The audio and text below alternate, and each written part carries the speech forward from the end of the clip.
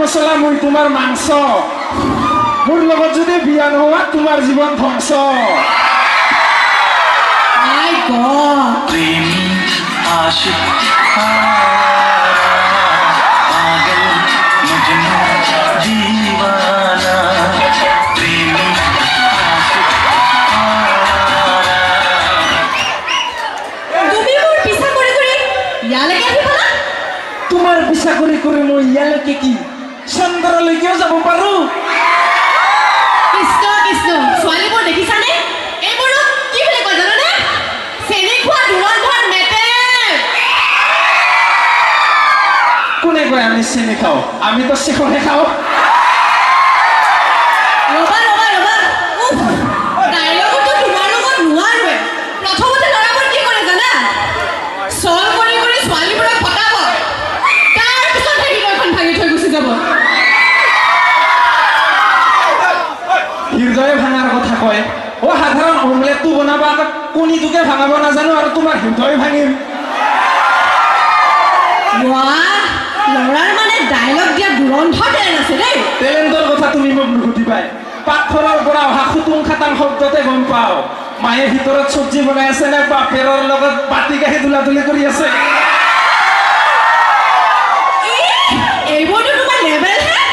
আৰে এইখন অসম হয় ভাই ইয়াত লেভেল দিবৰ কাৰণে মানুহে বেটাৰী নথকা ঘূৰিও পিন্ধি ঘূৰি ফুৰে আৰু দমৰ কথাটো নুসুধিবাই যি পুতিনে সমগ্ৰ বিশ্ব কপাই আছে সেই পুতিনক মই ৰং কৰাৰ আগত ৱালত খুলি লওঁ বাৰু সব শুনিলো দিয়া আচ্ছা মেইন প্ৰব্লেমটো কোৱা তুমি মোক কিয় কিমান ভাল পোৱা তোমাক কিমান ভাল পাওঁ তুমি নুসুধিবা তোমাক ইমানেই ভাল পাওঁ যে তোমাৰ ফটো জুম কৰি চাবলৈও মোৰ ভয় লাগে কিয় জানা কিয় শুনোচোন মানে বেছিকৈ জুম কৰোঁতে যদি নখটো কৰবাত লাগি তুমি দুখ পাই যোৱা ইমান চিন্তা হয় মইহে জানো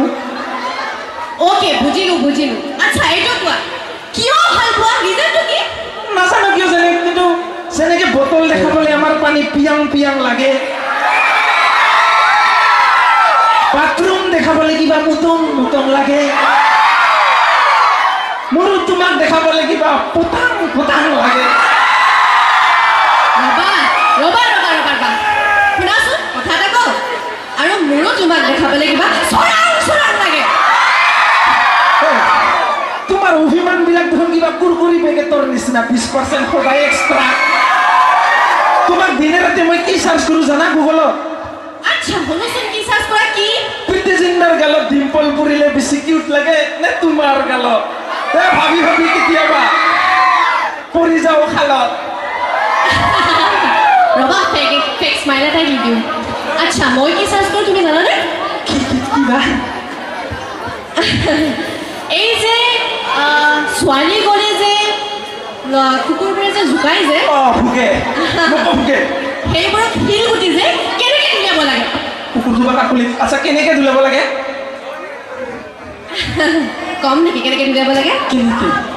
চালাব নাহি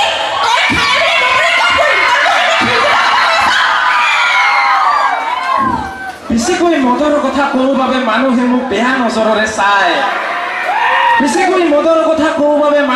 বেয়া নজৰেৰে চায় এতিয়া সিহঁতক কেনেকে বুজাও মদৰ গেলাচতো যে তোমাৰ ছবি দেখা পায়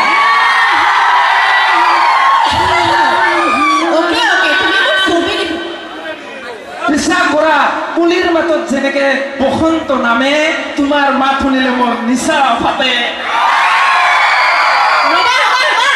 তুমিওতো শুনি লোৱা আৰু তোমাৰ মাত শুনিলে কেনেকুৱা টোপনি ভাঙে সপোনততো মোৰ মাত শুনা মিঠা মিঠা লাগে চাগে সেইকাৰণে টোপনি ভাঙি যায় না না না ডেফিনেটলি ভোকা কুকুৰৰ দৰে লাগে শ্বুট কৰে দেই তোমাৰ এইখিনি অহংকাৰ শ্বুট কৰে যেনেকে বাহুবলী ফিল্মখনত শিৱগামী দেৱীৰ বোৱাৰী হ'বৰ কাৰণে দেৱসেনাৰ মুখত অহংকাৰ শ্বুট কৰে তুমিও মুলকৰ গাৰ্লফ্ৰেণ্ড হ'ব যেতিয়া এইখিনি অহংকাৰ এডজাষ্ট কৰি লওঁ শুনা মিষ্টাৰ মই তোমাৰ গাৰ্লফ্ৰেণ্ড হ'লো কেতিয়া তুমি গাৰ্লফ্ৰেণ্ড কিয় হ'ব লাগে তুমি মাথো বানপানীৰ দৰে মৰমবোৰ দি যোৱা আৰু তোমাৰ প্ৰেমত অসমৰ নিচিনাকে কেনেকে ডুবি যাওঁ চাই থাকিবা ইমান চিঞৰিব নালাগে ৰ'বা তাৰো অপশ্যন আছে মই কওঁ কি লাইফ জেকেট এখন লগাই লোৱা ডুবি নাযাবা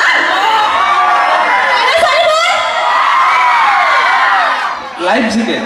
ডেফিনেটলি লাইফ জেকেট এখন লগাই লোৱা ডুবি তোমাক মই দুটা অপশ্যন দিওঁ কোনোবা ভাল ডক্টৰৰ তাত গৈ হয়তো বা পাৱাৰী চশমা এযোৰ লগাই ল'বা নহ'লে চকুত দুটা লেন্স লগাই লোৱা আচ্ছা ছোৱালীবোৰ কোৱাচোন মইতো চব ঠিকে দেখি আছো ন চব ঠিকে দেখি আছো চব যদি ঠিকে দেখি আছা তেনেহ'লে মোৰ হৃদয়ৰ ভাল পোৱা কিয় নেদেখা পাগিলি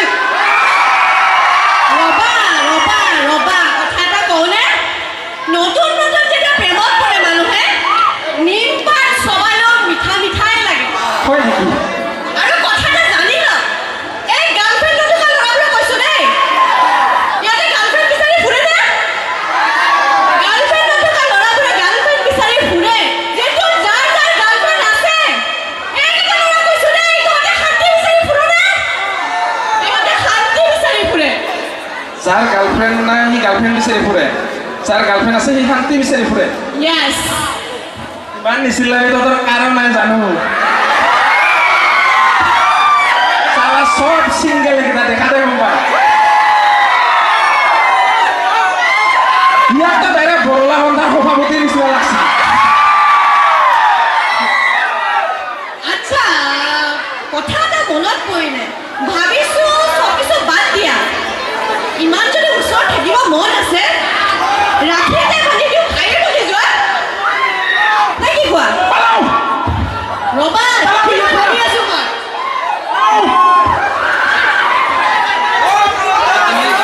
চালা তাক কৈ ৰাধা বানৰ কথা মাথা মাৰি আছো সি মোক দাদা বানৰ কথা কয় মই ছোৱালীবিলাকক এটা কথা কওঁ দেই তোমালোকে ল'ৰাবোৰক হাই কোৱা বাই কোৱা আমি বেয়া নাপাওঁ মাথো আমাক ভাই বুলি নকবা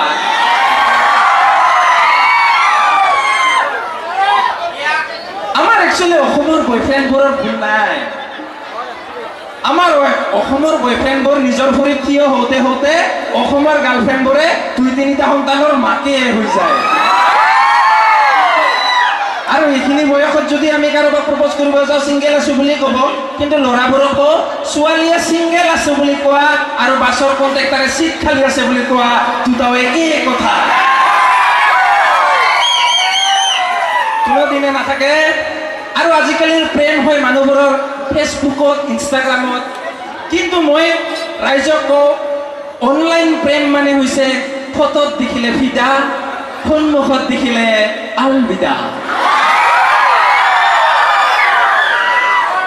হয়নে মই সেইকাৰণে ভাই ভনীহঁতক কওঁ সৰু যিবিলাক উঠি আছে বাদ দিয়া কাৰণ তাইক পতাবলৈ বডি বনাবলৈ কতো যে ভীমকল খালো বুঢ়ীও নহ'ল তাইকো নাপালো আগতেহে কষ্ট পালো তাৰ পৰাই মই এই ডাইলগটো লিখিলো পাথাৰে হাগা কৰিলো তেতিয়াই কৈছিলো এনেকা কোনো পাথাৰ নাই য'ত পুলকে হাগা নাই আৰু এনেকা কোনো খেলাই নাই যিটো মই খেলা নাই কিন্তু আজিকালি চৰকাৰে ফ্ৰী লেট্ৰিন দিছে না মই পাথাৰত হাগা বাদ দিছো কিন্তু মোৰ চিন্তা হৈছে ফ্ৰী লেট্ৰিন দিলে ঠিকেই বস্তুৰ দাম যেনেকেহে বঢ়াইছে চিন্তা হৈছে এতিয়া কি খাই হাগো হয়নে বস্তু পাবৰ কাৰণেও ৰেচন কাৰ্ড লাগে আধাৰ কাৰ্ড লাগে আৰু আধাৰ কাৰ্ডত যেনেকে নামবোৰ ভুল আহে মাৰ্কশ্বিটতো কেতিয়াও 29ৰ জেগাত 92 নাহে কিন্তু আধাৰ কাৰ্ডত কেনেকৈ আহিব নামবিলাক কাৰোবাৰ বোলে নামবিলাক তিলজ্যোতি দলে বেচাৰাৰ নাম আহিল বোলে শিলগুটি জ্বলে কাৰোবাৰ বোলে নাম আছিল বেচাৰা কুলাই বৰুৱা নাম আহিল বেচাৰা তাৰ চুলাই বৰুৱা এনেকা হলে কেনেকা হ'ব হা এইবিলাক বেছি চিল্লাইতো